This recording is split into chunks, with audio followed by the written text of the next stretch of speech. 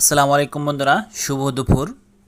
দেখেন দুরন্ত ছেলেবেলা কিভাবে দুপুরে গোসলের সময় নদীতে সাঁতার কাটছে এবং অনেক মজার খেলা খেলতেছে। এখনকার এই মোবাইলের যুগে বাচ্চাদের তো দেখাই যায় না তেমন খেলাধুলা। অসাধারণ প্রাকৃতিক দৃশ্য, অসাম, এক কথায় চমৎকার।